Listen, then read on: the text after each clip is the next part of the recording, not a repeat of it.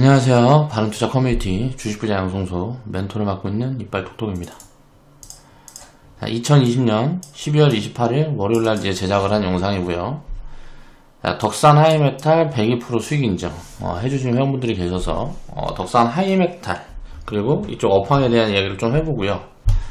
자, 오늘 이제 해볼 이야기는 변동성이라는 거는 리스크가 아니다 라는 부분이에요. 변동성이 뭐예요? 자, 올랐다 내려가는 거, 내려갔다 올라오는 거, 요런 것들은 중간에 이제 무슨 예를 들어서 뭐라고 해야 될까, 이걸 그냥 예를 들어서 올라갔다 내려갔다 내려갔다 올라갔다, 파동이라는 거죠. 파동. 그러니까 올라갈 때도 이런 파동을 가지면서 올라가고 이런 식으로 올라가죠. 자, 내려갈 때도 이렇게 파동을 가지면서 내려옵니다. 자, 근데 이제 파동을 가지면서 내려오는 건 어때요? 가치 판단을 해봤을 때 뭐 실적이 안 좋아지고 무슨 기업 가치가 떨어진다라거나 뭐 할 때 보통 이제 이런 흐름들이 진행이 되고요. 아니면 어떤 노이주인들이 이제 사람들의 투자 심리를 좀 왜곡시킬 수 있는 그런 노이주인들이 만들어졌을 때 요런 흐름들이 만들어지죠. 반대로 이제 상방으로 이렇게 흐름들이 나올 때 뭐예요? 기업 가치가 올라간다라든가 아니면 노이주인들을 다 이제 해소하면서 계속 기업 가치를 이제 끌어올리게 됐을 때는 당연히 올라가겠죠. 그럼 결국은 주가라는 거는 가치 연동에 대해서 맞춰간다라는 거예요. 그 중간에는 변동성에 여기서 팔아서 여기서 사야지, 여기서 팔아서 여기서 사야지, 이건 욕심이라는 거죠. 이거를 알 수 있으면 좋겠죠. 근데 이렇게 할 수 있는 사람은 전 세계에 아무도 없단 말이에요. 그걸 내가 할 수 있다라고 착각을 하지 마세요. 물론 높은 확률로 맞출 수는 있습니다. 항상 말씀을 드리지만, 자, 상방 하방에 상하에 폭을 맞출 수가 없기 때문에 변동성에 대응을 하는 게 아니에요. 자, 상승 여력이 우리가 적정 가치를 산출하는 이유, 적정 가치를 산출하는 이유, 이걸 이해를 해야 돼요. 이게 상승 여력이 300%다, 상승 여력이 100%다, 이런 걸 기준으로 잡아가는 이유는 뭐예요? 기준으로 상승 여력이 100% 이상인 종목들만 내가 산다 라는 기준을 잡아주는 이유는 뭐예요? 작은 변동성에 대응을 하지 않겠다라는 거예요. 여기서 이제 그릇의 사이즈가 좀 더 커지면 뭐 300% 이상의 상승 종목들만 담아가면 되겠죠. 자, 제가 회원분들한테 백화점식 투자를 추천하는 이유들을 이해를 해봐야 됩니다. 그게 뭔 말이냐면 100%라는 기준은 굉장히 소극적인 기준이에요. 주식 투자를 할 때 100% 이상 상승했을 때 비중을 덜어간다라는 거는 트레이딩이에요. 트레이딩. 사실은 이거는 장기 포지션이 아닙니다. 보통 이제 한 6개월에서 3년 정도에 만들어지는 파동이란 말이에요. 이 정도 파동은. 이거는 굉장히 좀 단기적인 파동이에요. 뭐 빨리 나오면요, 뭐 테마 붙고 뭐고 하면 한두 달 만에도 가고 뭐하고 며칠 만에도 가고 하는데 굉장히 단기 포지션이라는 거죠. 근데 이제 이 단기적인 것도 무슨 3%, 5%, 10% 이딴 얘기는 하고 있으니까 그거는 거의 뭐 스캘핑 개념이란 말이에요. 그렇다 보니까 이 정도의 단기적인 포지션도 경험이 없는 거예요. 그렇다 보니까 이런 것들을 자꾸 경험을 확장시켜 드리기 위해서 어떻게 보면 백화점식 투자를 추천을 드리는 거고요. 또 다른 이유들도 있죠. 뭐냐면 예를 들어서 300% 이상 상승 여력이 높은 종목, 보여지는 종목들만 내가 산다. 그럼 당연히 100% 이상 상승 여력이 있는 종목과 300% 이상의 상승 여력이 있는 종목을 추리면 어떻게 될까요? 이게 당연히 종목 수가 줄어들겠죠. 그것도 이제 이거를 더 늘려서 500%, 1000% 이상의 상승 여력이 보여지는 종목, 요걸 추리게 되면 그거보다 더 줄여지겠죠. 그러면 20개, 30개 종목을 예를 들어 내가 운영을 할 거다. 그럼 이런 개념으로 들어가야 된단 말이에요. 10년에서 20년 보유해서 한 500%, 1000% 정도는 났을 때 분할 매도 포지션을 시작한다. 그럼 중간에 뭐 100%, 마이너스 70%, 마이너스 90% 정도의 변동성은 언제든지 그냥 지나가고 견뎌갖고 이제 끌고 가야 된단 말이에요. 근데 그런 그릇의 사이즈가 되질 않아요. 그렇기 때문에 압축 포지션이 굉장히 어려운 거예요. 압축해가지고 100%의 기준을 둔다라는 거는 이거는 왜곡 포지션이 굉장히 크게 벌어질 수가 있어요. 그래서 종목수를 압축한다 그러면 제가 이제 뭐 확률적인 개념이라든가 이런 것들을 좀 계산을 해보면 최소 20개 종목을 압축한다 그러면 최소 상승 여력이 300% 이상 이런 종목들만 사는 거예요 원래. 20개 이상의 포트폴리오를 내가 압축을 해서 보유를 한다. 그러면 이게 뭐가 문제가 되냐면 종목을 이렇게 압축하게 되면 섹터별로 좀 포트폴리오가 다변화하기가 어려워요. 상승률을 이렇게 높게 잡게 되면. 그래서 이제 순환매 흐름들을 많이 놓치게 되면, 그러니까 그때 극심하게 저평가되어 있는 섹터군에 이런 종목들이 많을 거 아니에요. 그러면 그 섹터로 비중이 몰릴 가능성들이 높은 거예요. 상승률을 이렇게 높게 잡게 되면. 그렇게 되면 이제 순환매 흐름을 다 놓쳐요. 그러니까 순환매 흐름을 다 놓치게 되면 어떻게 될까요? 소외감을 견디지 못하는 거예요.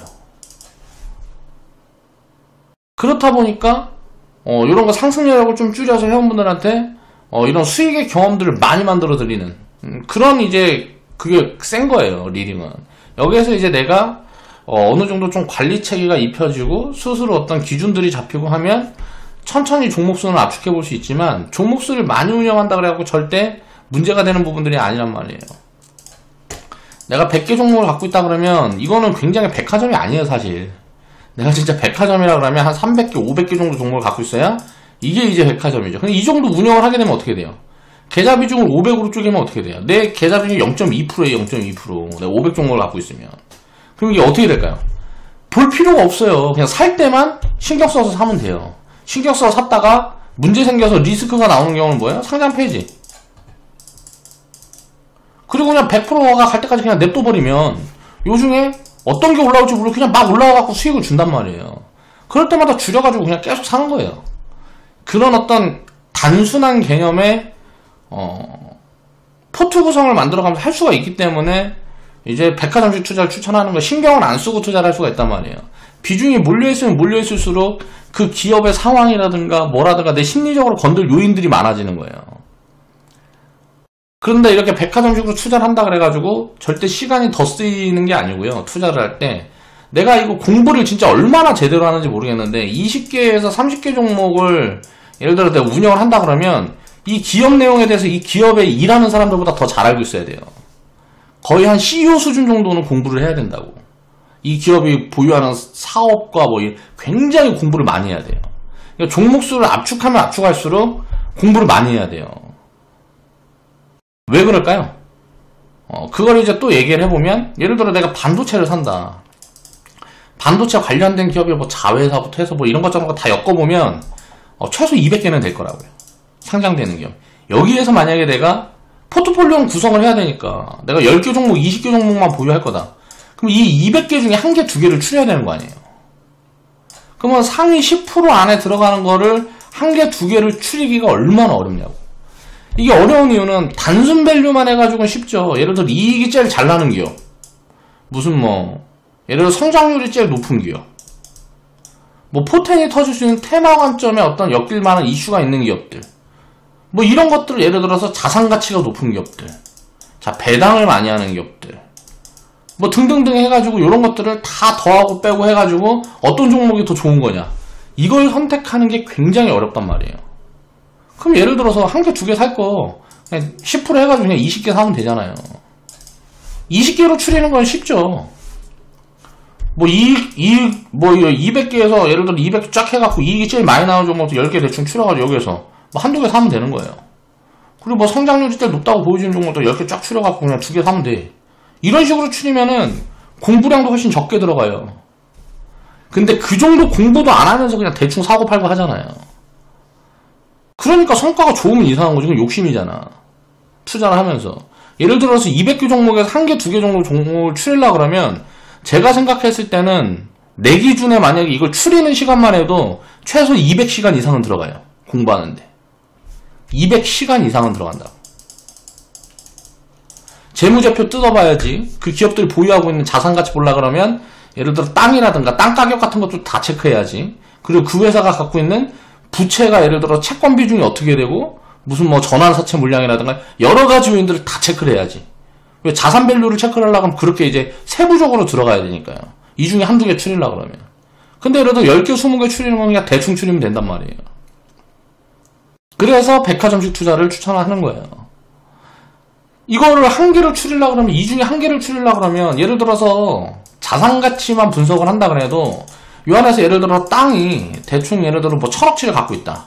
그럼 이게 공시지가가 얼마고 지금 이 시세가 얼마고 또 이 땅을 갖고 있는 위치가 어디고 여기에 대한 전망이 어떻고 또 예를 들어서 뭐 건물을 갖고 있다 그러면 건물 값이 지금 얼마고 이 건물의 그게 어떻고 공실률이 어떻고 여러 가지 이런 것들을 세부적으로 다 들어가서 공부를 해야 돼. 그래야 이제 뭐 밸류 체크가 제대로 되니까.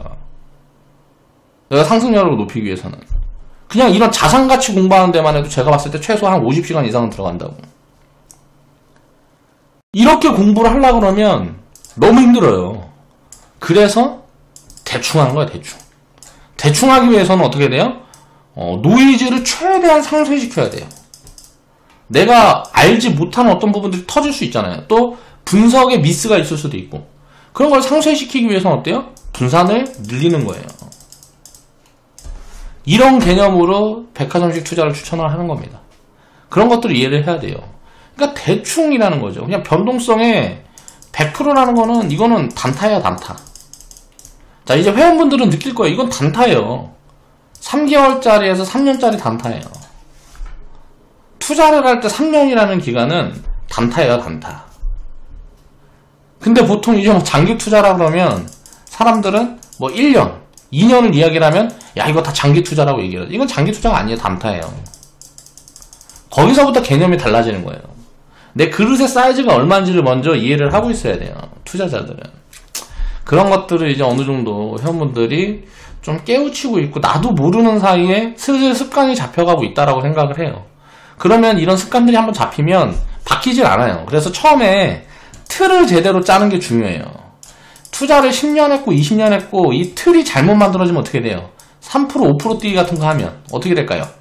이거는 변동성 노이즈가 굉장히 커지는 거예요. 수수료 얘기하는 사람들도 있는데 수수료 같은 건 사실 별 의미가 없는 거고 이 3% 5% 10%라는 건 어떻게 돼요? 어느 날 갑자기 갭하라고 떨어질 수도 있고 갭상승으로 떨어질 수도 있는 거잖아요. 그러면 이런 노이즈들은 오버나잇을 못한다고. 오버나잇이 다음날까지 들어가는 거죠. 그러면 당일 매매만 해야 된다. 그럼 이건 스캘핑이죠. 그럼 이거는 확률적인 개념으로 들어가서 트레이딩 개념으로 들어가야 되는데 이런 식으로 접근을 해서는 상위 0.1% 이상이 돼야 장기적으로 수익을 쌓을 수가 있어요. 쉽게 말하면 1000명 중에 1명은 돼야 된다는 거예요. 주식 투자라고 하는 예를 들어 이제 주식 시장에서 매매를 하고 있는 사람 중에 내가 1000명 중에 1명이 될 수 있는 사이즈가 되는지를 먼저 생각을 해보세요. 그 정도 사이즈가 안 되면 그냥 틀어야 되는데 1000명 중에 900등이 이런 것들을 하고 있다고. 틀이 잘못 짜져 있는 거예요. 대부분 되게 웃긴 게 뭐냐면 1000명 중에 1명 안에 들어가는 사람들은 이걸 할 수 있어도 안 해요. 왜 안 할까요? 효율이 이해를 하고 있으니까. 이게 효율적이지 못하다는 걸 이해를 하고 있으니까 1000명 중에 1명에 들어가는 사람들은 이런 식의 매매를 안 한다고. 슈퍼개미 중에 이렇게 뭐 초단타 트레이딩 이렇게 하는 사람들은 완전 극소수예요. 그리고 그런 사람들은 결국엔 뭐 말만 슈퍼개미지 잠깐 슈퍼개미에 들어갔다 나오는 거예요. 깡통 차는 사람들 굉장히 많이 봤어요. 뭐 수백억 만들어서 뭐 수십억 만들어서 그래서 깡통 차는 사람들도 굉장히 많이 봤다고. 그러니까 이런 것들에 대한 기본적인 자기가 틀을 갖추고 습관을 갖추고 좋은 습관들을 회원분들한테 만들어드리고 경험이라는 걸 최대한 확장시켜드리기 위해서 이런 식으로 리딩을 가져가는 거고 그런 식으로 우리가 투자를 해나가는 거다라는 걸 이해를 하고 포트폴리오식의 접근을 해야 안정감을 줄 수 있다. 내 심리적인 부분에 그런 것들을 이해를 하고 투자에 좀 접근을 하셨으면 좋겠어요.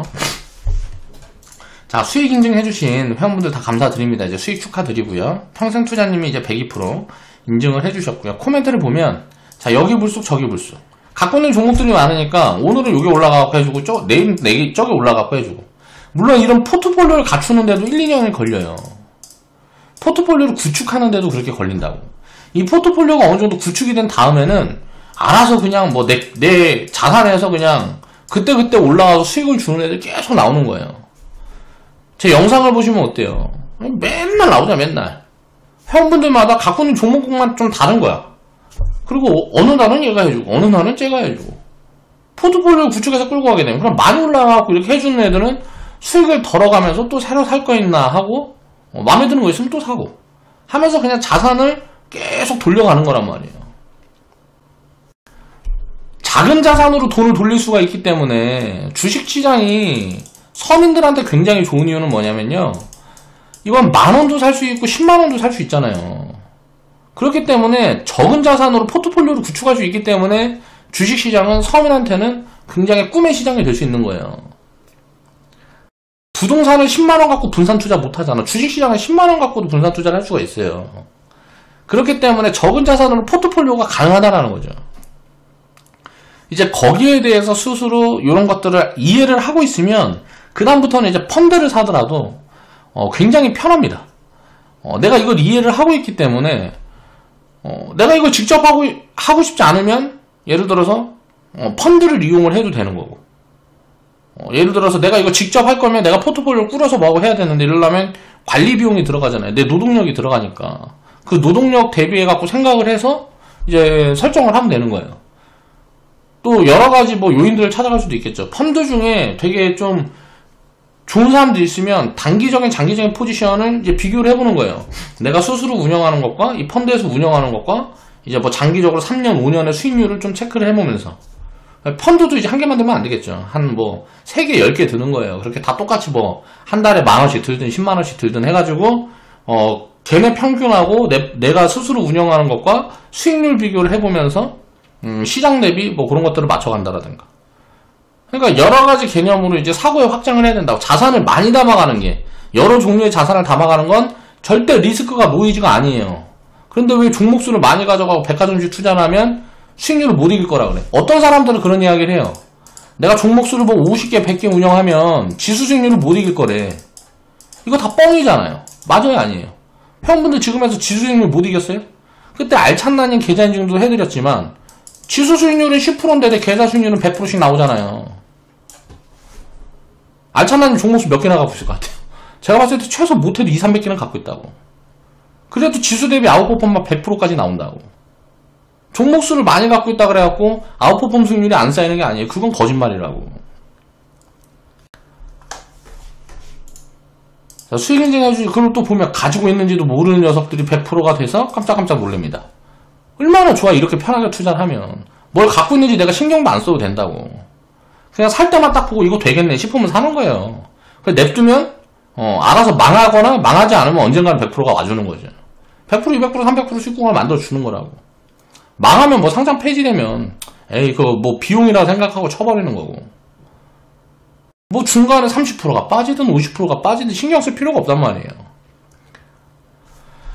절반 매도 후에 복리계좌 보냅니다. 감사합니다 라고 코멘트를 달아주셨고요. 수익인증 해주신 회원분들 보면 평생투자님, 알찬나님, 태평성대님, 진스님이 수익인증을 해주셨어요. 12월 17일, 20일, 그리고 이게 어저께인가 그저께인가 아무튼가 제가 이거 제작을 했는데, 언제 했어? 28일날 어저께 했네요. 그러니까 어제 이제 차익 실현을 좀 해주신 분들이 계시고, 어제 이제 뭐 상한가 들어갔던 걸로 기억을 해요. 그리고 오늘 조금 더 이제 뭐 상승을 했다가 지금 어떻게 되는지 모르겠네.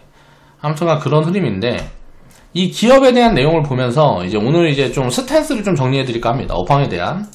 자, 덕산 하이메탈 같은 경우는 뭐 하는 기업이냐를 보면 뭐 솔더블, 코솔더블, 뭐 솔더펄, 뭐 솔더 파우더, 플렉스, 솔더 페이스트, 도전입자 뭐 이런 걸 하는 소재 기업이라고 보면 될 것 같아요.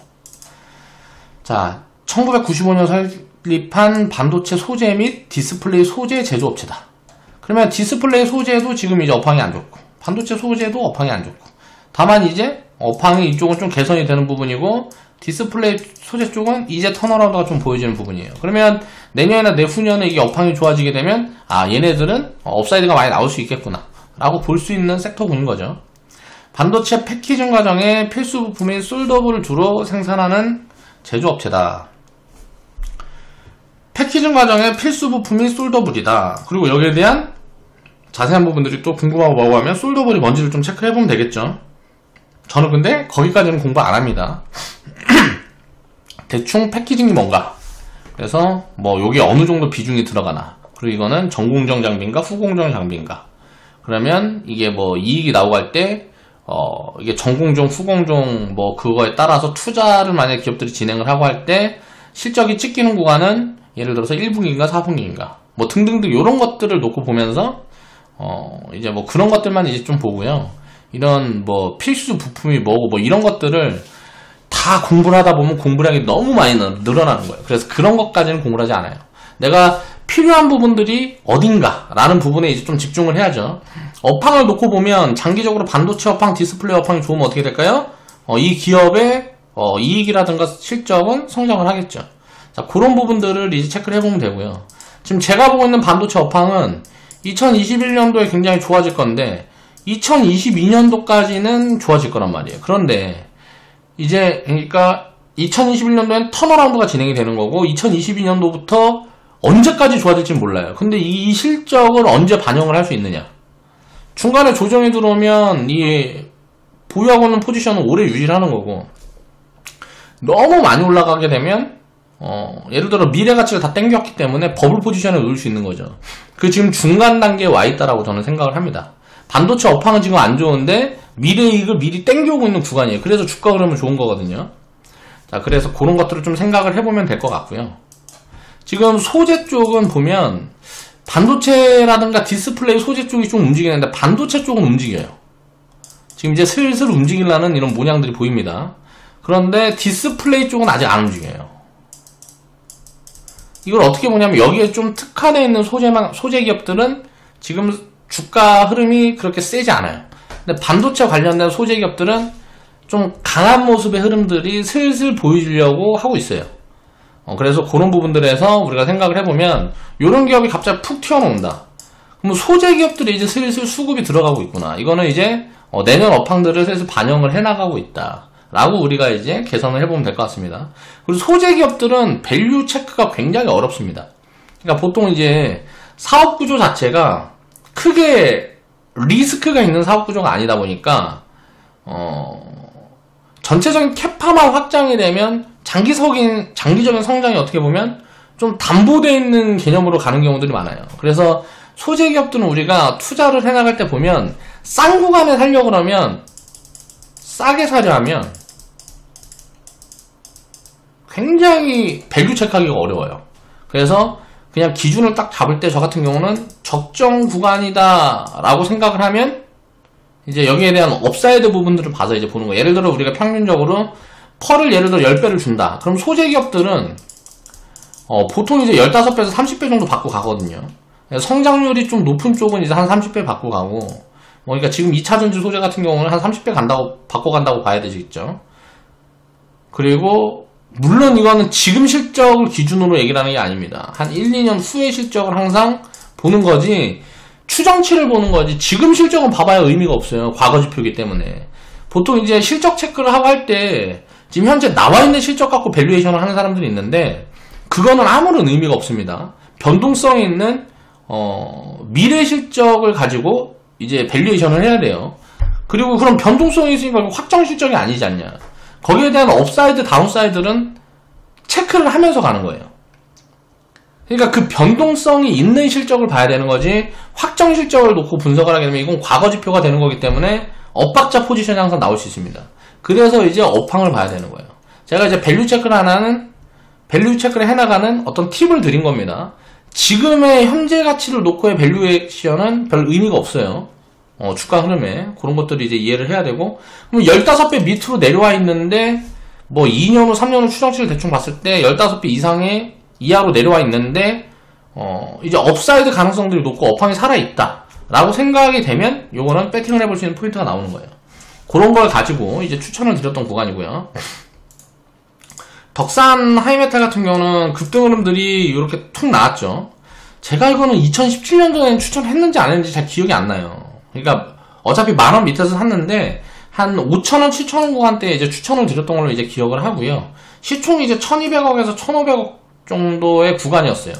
그때 당시를 놓고 보면 자, 이 기업 같은 경우는 영업이익을 놓고 보면 뭐 20억, 30억 막 이렇게 나올 때잖아요. 근데 보면 어때요? 매출이 자, 그 전에 2019년도에 보면 2015년이나 매출 비슷한 구간에 있는데 영업이익만 많이 줄은 거잖아요. 그럼 이게 뭘까를 이제 체크를 해본 거죠. 영업이 왜 이렇게 줄었지? 근데 이건 이제 투자라고 판단을 한 거예요. 투자라고 판단을 했고 또 이제 자회사에 대한 자회사들이 굉장히 많은 어떤 지주사의 개념이에요. 이 기업 같은 경우. 그래서 밸류에이션 하기가 굉장히 좀 어려운 부분들이 있습니다. 그러면 이럴 때는 방향성만 보고 가는 거예요. 이게 어느 정도 상승 가능성이 있을까라는 거 부분들을 이제 체크를 하고 갔더니 자회사들이 좀 괜찮은 회사들이 굉장히 많아요. 그래서 지분법이익이 대규모로 발생을 하면서 최근에 보면 관계기업에 대한 투자이익이 늘어났다 하면서 영업이익보다 순이익이 많이 찍히는 부분들, 자, 순이익이 증가 추세가 확실히 보이죠.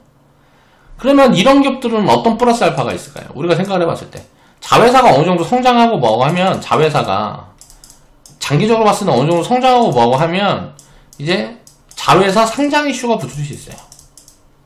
자, 요런 부분에서 이제 추가적으로 플러스 알파가 있는 거예요. 그래서 이 기업이 갖고 있는 자회사 지분 가치에 대한 부분들을 알파로 보고 좀 이제 추천을 드렸던 기업이라고 이제 생각을 하시면 되고요. 지금은 이제 시가총액이 12,800원 구간에 12,800원 구간에 시총이 2,900억 구간이기 때문에 지금은 조금 애매한 것 같아요. 이제 신규 편입을 보기에는 이 기업 같은 경우는 제가 생각하고 있는 거는 한 10,000원 미만 구간으로 내려와주면 이제 신규 편입은 가능한 구간이다라고 보고 있고요. 장기적으로 이런 방향성들은 상승의 방향성들은 이제 시작하는 초입의 구간이기 때문에 업사이드 폭이 얼마나 커질지는 우리가 이제 투자를 해나가면서 체크를 해나가면 되겠죠. 2015년부터 2019년도까지 보면 어때요? 2015년부터 2019년까지 자, 매출이라든가 뭐 성장폭이 없이 그대로 머물고 있죠. 자, 그렇다 보니까 2015년부터 2019년도까지 그대로 머물고 있어요. 그렇죠? 그러니까 주가가 그 수준에 있어야 되는데 여기에서 이제 노이즈인들이 나오면서 이제 왜곡 포지션을 줬다는 거예요. 이런 왜곡 포지션은 항상 좋은 기회다.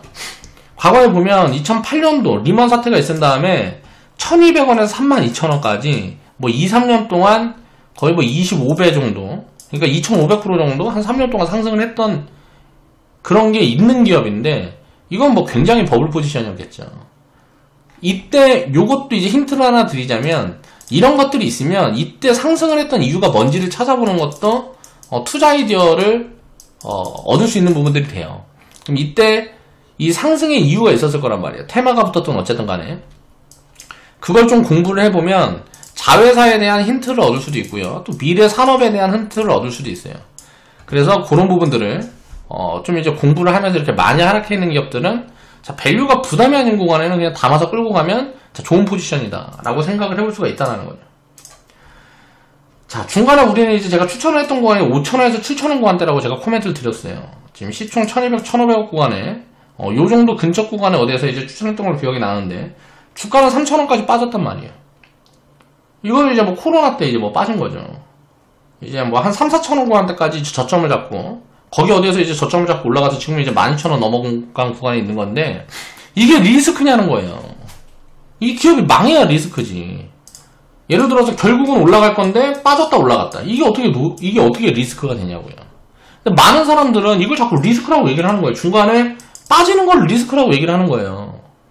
이거는 더 살 수 있으면 더 좋은 기회지 이게 어떻게 리스크냐고요. 거기에 대한 개념부터 바꿔야 되는 거예요. 야, 7,000원에 샀는데 주가 3,000원까지 빠져서 마이너스 60% 빠졌네? 망했다.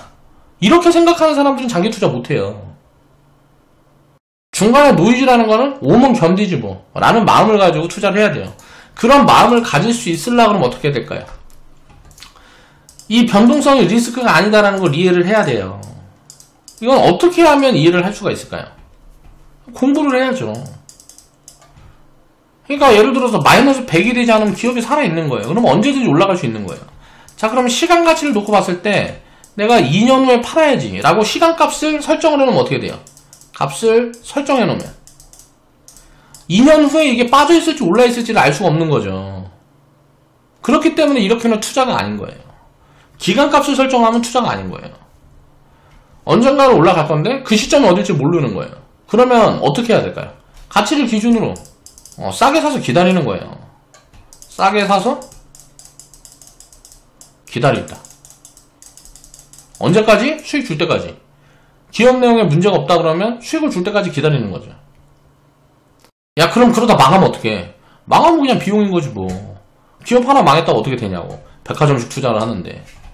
백화점식 투자를 하고 많이 갖고 있는데 기업이 망하면 어때요? 한두 개 망하면 망해도 되지 뭐. 한두 개 망하고 뭐하고 할 때는 어떻게 보면 확률적으로는 굉장히 좋은 기회에 들어가 있을 경우가 높으니까요. 이렇게 추려서 샀는데 재수없어서 망하는 경우들도 나오겠죠. 턴어라운드 포지션이라든가 좀 공격적인 포지션을 취했을 때 그런 확률들이 높아지는 거고. 근데 그거는 리스크가 아니라는 거죠. 이 변동성이 왔다 가는 거는 리스크가 아니라는 걸 이해를 해야 되는 거예요. 버블 포지션이 생겨서, 예를 들어 버블이 생겨서 이게 마이너스 70% 빠졌다, 마이너스 90% 빠졌다. 그럼 이게 기업이 문제가 없어도 이렇게 빠진단 말이에요. 예를 들어서 이제 성장을 계속 하는데 10년 동안 성장을 하는데 여기서 주가가 이렇게 올라가요. 2년 만에 이렇게 올라갔어. 그래서 예를 들어서 5년 동안 빠졌어요. 그럼 이게 노이즈예요? 다시 이거 맞춰서 올라가겠지. 여기까지 가겠지. 근데 10년 이상의 밸류를 땡겨가지고 미리 2년 만에 반영을 해놨어. 이게 버블인 거잖아요. 그럼 주가가 빠지는 건 노이즈가 아니란 말이에요. 기업이 망하지 않으면. 비쌀 때 안 사면 되잖아. 그럼 비쌀 때 쌀 때를 어떻게 알 수가 있냐? 물론 그것도 정확하게 캐치할 수는 없어요. 업황의 변화에 따라서 기업의 가치라는 것도 변동성을 가지기 때문에, 다만 기업의 가치라는 그런 변동성 같은 경우는 어느 정도 유출을 해볼 수가 있어요. 예측을 해볼 수가 있다는 거죠. 가치에 대한 변동성은 예측을 해볼 수가 있어요. 이거는 확률이 굉장히 90% 이상 예측을 해볼 수가 있어요. 맞춰서. 근데 주가 변동성은 예측할 수가 없어요. 이거는 예측을 할 수가 없다고요. 그렇기 때문에 변동성이라는 거는 이해를 하고 그냥 가는 거예요. 그걸 깨달아야 됩니다. 주식 투자를 할 때 그게 가장 중요해요. 이 변동성은 리스크가 아니란 말이에요. 5,000원, 7,000원에 샀던 사람들, 만원 구간대에 예를 들어서 좀 일찍 사서 2015, 16, 17년도에 만원 구간대에 예를 들어 산 사람들이 있다 그래도 지금까지 보유만 했으면 어때요? 수익이잖아요. 리스크가 아니잖아요. 중간의 변동성을 못 견디고 이 구간에서 손실을 보고 판 사람들만 리스크가 되는 거잖아요. 노이즈가 입혀진 거잖아요. 손실을 확정했을 때만. 자, 이런 개념들을 이해를 해야 되는 거죠. 기업이 진짜 망하게 생겼다. 그러면은 기회비용에 따라서 예를 들어 손실을 확정하고 옮겨 탈 수도 있겠지만, 아니면 더 상승률이 높은 기업들이 보인다라든가, 이런 걸로 인해서 이런 리밸런싱 포지션들은 줄 수 있겠지만, 그런 게 말고 손실을 확정했다고 노이즈가 아닌 거고, 이런 변동성이 왔다고 리스크가 아닌 거예요. 그걸 하느냐 하지 못하느냐에 따라서 투자 성과는 굉장히 달라질 수밖에 없습니다. 장기적인 관점으로. 그래서 그런 게 굉장히 중요한 부분이다. 자, 요런 것들을 오늘 좀 이제 짚어드리고 싶어서 이런 방송을 준비를 해봤습니다. 자, 오늘 방송 마무리할게요.